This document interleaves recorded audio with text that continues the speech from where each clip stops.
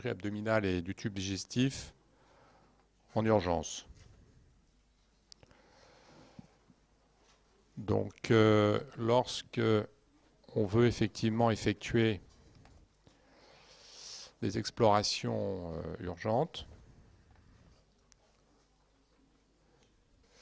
voilà, donc les premiers examens qu'il va falloir organiser et demander, et sur lesquels va être basé l'examen sémiologique du patient, et donc la poursuite des explorations, des examens et la prise en charge du patient en cas donc de ce qu'on appelle un abdomen aigu, des douleurs abdominales violentes. Eh bien, il y a 3 types d'examens que l'on va pouvoir proposer aux patients. Le premier examen qui sera à proposer, c'est en règle générale ce qu'on appelle un cliché d'abdomen sans préparation. Ce cliché d'abdomen sans préparation, donc, il va se faire debout, couché, avec une incidence prenant les coupoles diaphragmatiques. Donc en gros, il y a 3 incidences sur l'abdomen sans préparation qui permettent de voir un certain nombre d'anomalies. En particulier sur l'ASP, on va pouvoir distinguer l'existence de signes en faveur d'une occlusion digestive, c'est-à-dire d'une interruption du transit soit à l'étage de l'intestin grêle, soit à l'étage colique. Cet abdomen sans préparation va également nous permettre de rechercher ce qu'on appelle la perforation d'un organe creux, c'est-à-dire la présence d'air en situation extradigestive. On regardera donc la présence d'air éventuellement sous les coupoles diaphragmatiques, dans la cavité abdominale. L'abdomen sans préparation nous permet également de rechercher la présence de corps calcifiés, soit situés donc dans l'hypochondre droit, au niveau de la vésicule biliaire, ce qui peut évoquer l'existence d'une cholécystite, à confirmer ensuite, soit au niveau des trajets des uretères en particulier, pour, chez un patient qui a des douleurs abdominales aiguës, rechercher ce qu'on appelle éventuellement une colique néphrétique avec l'obstruction de cavités rénales. L'ASP nous permet également de rechercher la présence de calcification, donc sous la forme de ce qu'on appelle des stercolites ou des appendicolites, c'est-à-dire la présence d'un calcul, d'une lithiase située dans l'appendice, donc cette fois-ci dans la fosse iliaque droite, ce qui permettra d'évoquer éventuellement simplement sur l'ASP, en cas de douleur abdominale, de fièvre, l'existence d'une appendicite qui sera ensuite à confirmer. Le deuxième examen, qui est plutôt, lui, réservé à la sphère hépatobiliaire, et qu'on a vu donc l'autre fois, c'est l'échographie. L'échographie donc permet d'explorer tout ce qui va concerner les organes pleins, la vésicule et les voies biliaires, à la recherche d'une cholécystite aiguë lithiasique. L'échographie permettra également de vérifier si les cavités rénales sont distendues, dilatées, d'un côté de façon asymétrique, ce qui peut faire évoquer la présence d'un obstacle sous la forme d'un calcul urétéral. Mais l'examen principal pour les urgences abdominales, digestives, qui va permettre d'explorer toute la cavité abdominale, d'explorer à la fois le tube digestif, les organes pleins, le pelvis, l'abdomen, et d'associer à l'exploration donc de scanner une injection par voie intraveineuse de produits de contraste iodés. Ça permettrait de voir également les vaisseaux digestifs. Donc vous voyez qu'on voit les vaisseaux, les organes creux, les organes pleins, toute la cavité abdominale, le péritoine, avec le scanner.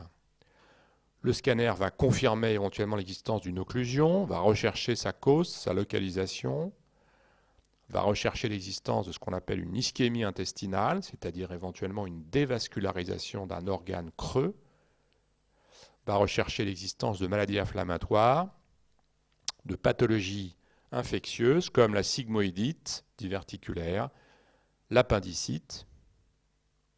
Le scanner va également rechercher la présence de perforations et d'épanchements dans le péritoine. Donc l'ASP, comme je vous l'ai dit, premier examen, il va se faire face debout, face couchée, prendre les coupoles diaphragmatiques pour bien voir l'ensemble de ce qui se passe au niveau des coupoles. On peut y associer parfois ce qu'on appelle un cliché en décubitus latéral à la recherche d'un croissant gazeux, c'est-à-dire qu'on cherche la présence d'air en situation extra-digestive, soit sous les coupoles, soit sous la paroi antérieure de l'abdomen, lors d'un cliché en décubitus latéral avec rayon horizontal.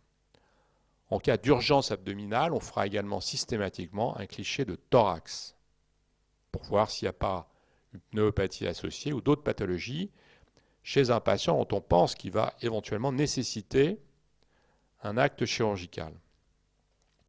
Donc lorsqu'on réalise le cliché d'abdomen sans préparation, on va situer donc l'estomac, les angles coliques, l'ampoule rectale. Vous voyez ici, vous avez donc la poche à air gastrique avec un niveau gastrique ici, que l'on retrouve ici.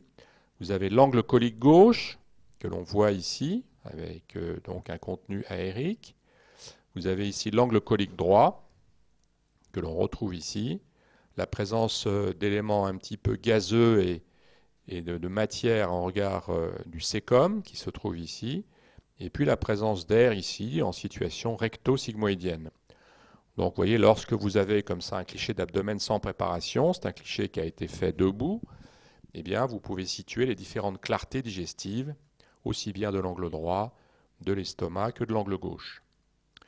On fait ici ce qu'on appelle un cliché centré sur les coupoles. Vous voyez, et ce cliché va permettre de voir s'il y a la présence d'un croissant gazeux entre la partie inférieure ici du cul-de-sac pulmonaire et la partie supérieure du foie qui est logée ici, ce qui voudrait dire qu'il y a la perforation d'un organe creux, la présence d'un croissant gazeux, la présence de ce qu'on appelle un pneumopéritoine. Donc on apprécie la répartition des clartés digestives sur l'abdomen sans préparation, on recherche éventuellement une stase, c'est-à-dire une distension d'un organe creux, soit le grêle, soit le côlon. On va rechercher ce qu'on appelle des niveaux hydroaériques. Les niveaux hydroaériques, c'est-à-dire un niveau air liquide. Il y a une bulle d'air au-dessus d'un niveau liquide, ça s'appelle un niveau hydroaérique. Et ça, c'est un signe d'occlusion, c'est-à-dire d'interruption, soit du cadre colique, soit de l'intestin grêle. S'il y a une occlusion, on va tenter sur l'ASP de préciser le niveau de l'obstacle, en sachant que d'emblée, après l'abdomen sans préparation, on sera amené à effectuer un scanner pour préciser les choses si on a mis en évidence des signes en faveur d'une occlusion. Alors comment sur l'ASP on va pouvoir tenter de différencier l'occlusion de l'intestin grêle, donc dite occlusion haute, de l'occlusion du côlon, dite occlusion basse. Bon, pour l'intestin grêle, les niveaux hydroaériques sont plutôt au centre de l'abdomen et ils sont plus larges que hauts. Pour le côlon, les niveaux hydroaériques sont plutôt périphériques, sur le cadre donc du cliché d'abdomen sans préparation, et ils sont plus hauts que larges. Le grêle, on devine parfois des valvules, et le côlon, on doit pouvoir distinguer ce qu'on appelle des ostrations. On va rechercher également sur le cliché d'abdomen sans préparation des complications à cette occlusion, c'est-à-dire qu'on va rechercher un épanchement intrapéritonéal, du liquide intrapéritonéal, qui témoignerait donc de complications de l'occlusion avec ce qu'on appelle une souffrance d'aisance et un épanchement dans le cul-de-sac de Douglas ou à l'étage abdominal et pelvien. Vous avez ici par exemple un aspect donc sur le schéma d'une occlusion du grêle. Vous voyez que les niveaux sont plutôt au centre de l'abdomen sans préparation. Ils sont en règle générale plus larges que hauts. Et ça, c'est le cliché donc qui est effectué debout, où on a ces niveaux hydroaériques, c'est-à-dire une bulle d'air qui surmonte un niveau liquide. Vous voyez que c'est bien horizontal, donc on sait qu'il y a du liquide en dessous. Et ça, c'est le cliché qui est fait en position couchée, vous voyez ce qu'on appelle, on distingue les valvules connivantes qui témoignent d'un intestin grêle donc relativement distendu. Voici ici, vous voyez des exemples. Donc vous voyez que sur ce cliché, qui est un cliché de thorax, vous voyez qu'on voit bien ici la silhouette cardio-médiastinale, le poumon droit, le poumon gauche. On voit quand même les coupoles, coupole droite, coupole gauche. Et on remarque que sous les coupoles, eh bien, il n'y a pas de croissant gazeux, il n'y a pas de signe de pneumopéritoine ou de perforation. Et c'est un élément important dans la recherche du diagnostic. Ici, on remarque que vous avez des niveaux qui sont, vous voyez, plus larges que hauts. Il y a de l'air et au-dessous, donc, il y a forcément du liquide. C'est un niveau ce qu'on appelle hydro-aérique. Vous avez des niveaux qui sont plus larges que hauts, qui sont plutôt au centre de l'abdomen. C'est donc une occlusion du grêle. Ici, vous remarquez que les clartés digestives sont soulevées plutôt vers le côté droit, que ici, il y a une vaste opacité qui est située au niveau de l'abdomen. Vous voyez que normalement, il y a la zone vésicale que l'on doit pouvoir distinguer. On ne voit plus bien les limites de la vessie. On a une vaste opacité ici qui refoule les structures digestives qui sont situées plutôt ici au niveau du transverse et de l'hypochondre droit. Et cette image d'opacité au niveau de l'abdomen et du pelvis, ça rend compte de la présence d'un épanchement.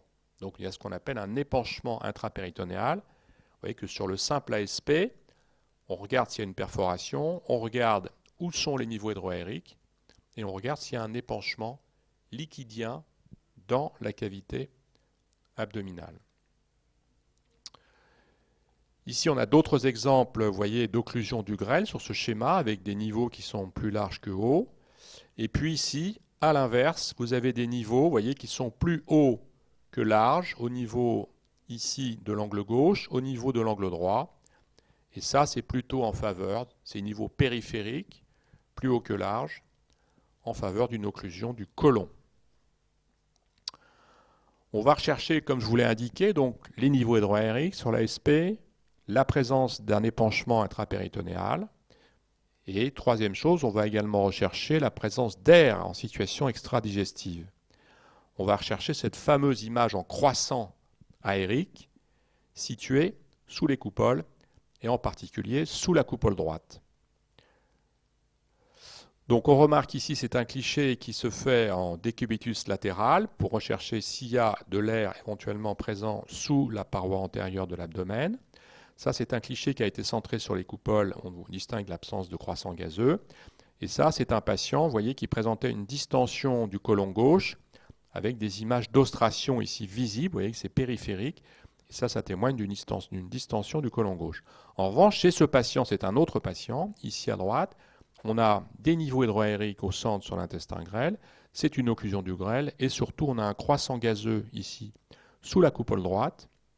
Vous voyez, entre l'espace hépatique et la coupole diaphragmatique droite, c'est cette image de croissant gazeux qui témoigne de la perforation et de la présence de ce qu'on appelle un pneumopéritoine, qui est un signe évidemment de gravité en cas d'occlusion du grêle. Ici, on a d'autres images d'occlusion, mais avec des niveaux plutôt périphériques. Vous voyez, on n'a pas ici réellement de pneumopéritoine. On distingue un niveau ici visible en regard de la fosse iliaque droite, au-dessus d'un granité. Ce granité, c'est le granité sécal. Et vous voyez qu'ici, on a une distension du cadre colique. Vous voyez, c'est plutôt périphérique. C'est plutôt des niveaux qui sont plus hauts que larges et qui témoignent de la présence ici d'une occlusion du cadre colique, d'une occlusion périphérique et donc d'une occlusion basse, une occlusion du côlon. Donc vous voyez, niveau hydroaérique, signe de l'occlusion, signe de complication de l'occlusion avec l'épanchement, le pneumopéritoine, sont des signes que l'on doit pouvoir rechercher sur le cliché d'abdomen sans préparation. Sur l'abdomen sans préparation, il y a également d'autres éléments dont je vous ai parlé au début que l'on peut rechercher en dehors de ces signes digestifs. Bien, outre la distension des anses, ça va être éventuellement la présence de calcification. Vous avez une calcification visible ici au niveau de l'hypochondre droit qui peut témoigner d'une calcification de la vésicule biliaire. Une image de calcification siégeant dans la fosse iliaque droite qui peut témoigner de la présence éventuellement de ce qu'on appelle un appendicolite. Donc ces calcifications, elles sont importantes à repérer. Elles peuvent être éventuellement situées au niveau du pelvis, au niveau de structures ganglionnaires, au niveau pancréatique ou surrénalienne, voire au niveau des reins, et témoigner par exemple de la présence d'un calcul à l'origine d'une colique néphrétique. Donc sur l'ASP, on recherche des calcifications, des niveaux hydroaériques, des signes d'épanchement et la présence d'un pneumopéritoine. Ces opacités denses, donc calcifiées, elles peuvent témoigner de lithiase vésiculaire, de lithiase rénale, urétérale ou même vésicale, voire en situation en fausse iliaque droite de ce qu'on appelle un appendicolite, et donc témoignant d'une possible lithiase dans l'appendice, à l'origine éventuellement d'une appendicite aiguë. Voici la présence de calcification sur ce schéma. Ça, c'est l'aorte. Ça, c'est situé en regard de la fosse iliaque droite. Ça, c'était au niveau vésical. Ici, au niveau hépatique et vésiculaire. Vous voyez des lithiases vésiculaires que l'on voit ici. Parfois, ici, des calculs au niveau du rein, dans l'urtère ou dans les cavités pyélocalicielles à gauche, par exemple sur ce schéma, ce qui témoigne de la présence de complications calcifiées à l'origine éventuellement donc d'une colique néphrétique ou d'une cholécystite aiguë. Alors vous avez vu que dans le schéma, dans le cadre, on faisait la SP, donc qui apporte pas mal de renseignements. Si on a affaire à quelqu'un d'assez jeune, et si on suspecte éventuellement des complications digestives, on peut, dans un premier temps, tenter de faire une échographie, notamment chez l'enfant. C'est important pour rechercher chez l'enfant une appendicite. Non pas tant une sigmoïdite, mais surtout une appendicite. L'échographie a cet intérêt d'être souvent positive chez le jeune enfant, et c'est souvent un examen qu'il faut envisager en cas de suspicion d'appendicite chez l'enfant. Chez l'adulte, c'est le scanner qui sera utilisé pour le diagnostic d'appendicite, et l'échographie restera utile pour tout ce qui va concerner les voies biliaires et la vésicule biliaire. Donc le scanner, comme je vous l'ai dit au départ, ça reste l'examen finalement principal vers lequel on va aboutir plus ou moins rapidement, sauf peut-être chez l'enfant, en cas d'abdomen aigu. Le scanner va permettre de faire le diagnostic positif de l'appendicite, de la diverticulite, qu'elle soit sigmoïdienne ou